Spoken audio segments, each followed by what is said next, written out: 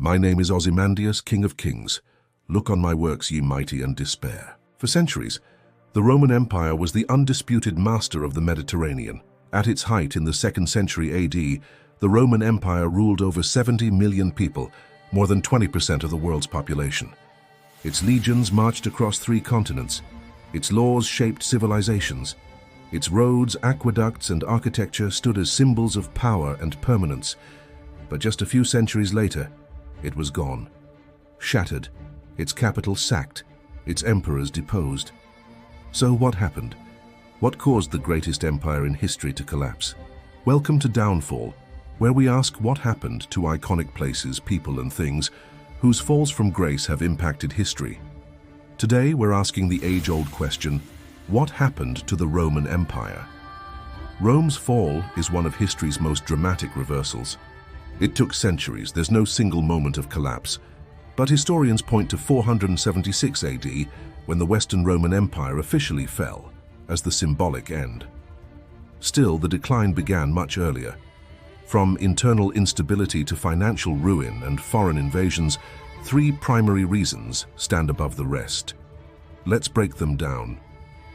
Reason number 1, political corruption and civil war. Rome's leadership was its greatest strength and its eventual downfall. After Emperor Commodus was assassinated in 192 AD, the empire descended into chaos.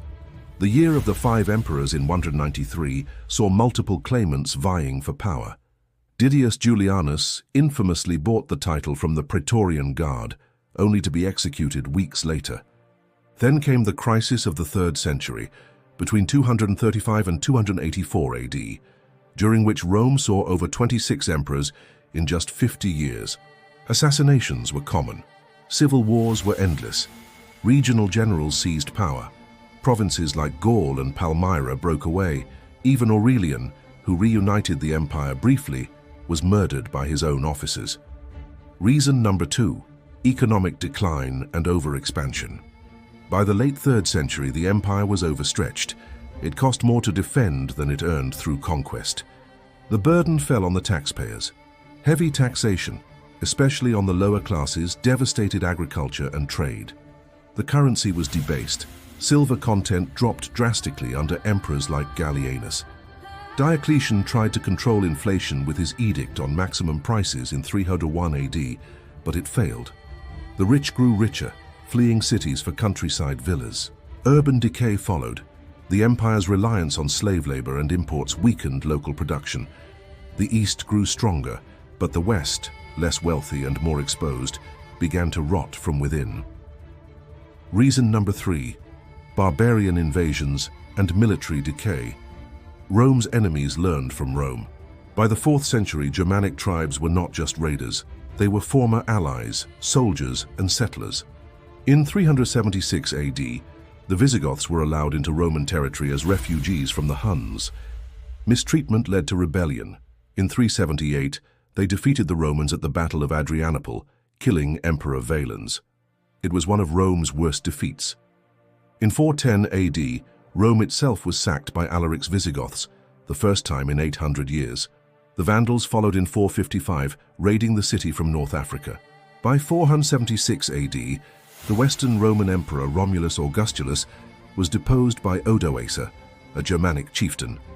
The once mighty Western Empire was no more. And there you have it.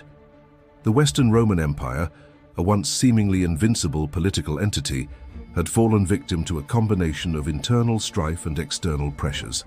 While the Eastern Roman or Byzantine Empire would continue for another 1,000 years, the fall of its Western counterpart left a profound impact on the course of European history. As we wrap up our discussion on the fall of the Roman Empire, let's take a moment to reflect on the significance of this monumental shift in history. The fall of Rome wasn't an overnight event. It was a gradual process that unfolded over several centuries.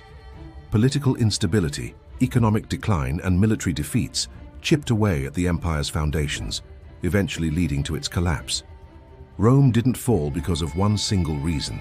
Rather, it was a combination of factors that proved fatal. Political corruption and civil wars weakened the empire's leadership and distracted its resources.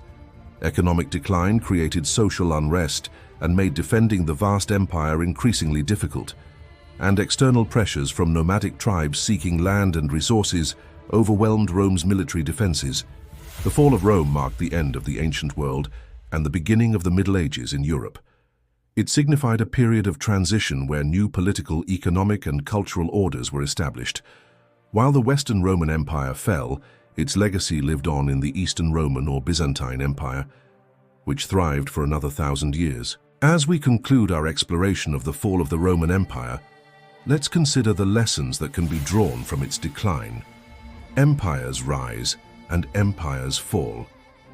Understanding the factors that contributed to Rome's downfall can help us appreciate the complexities of power, the importance of stability, and the inevitability of change. The fall of the Roman Empire serves as a reminder that no civilization is immune to decline, and that even the mightiest of empires are not impervious to the forces of history. Here's a cautionary tale about the dangers of corruption, the consequences of economic inequality, and the inevitability of change. If you enjoyed this episode and want to learn more about historical collapses, make sure to subscribe to our channel. We bring history to life through engaging narratives and stunning visuals. Also, don't forget to leave your thoughts, questions, and suggestions in the comments section below. We love hearing from you. Have a great day. Thanks for watching.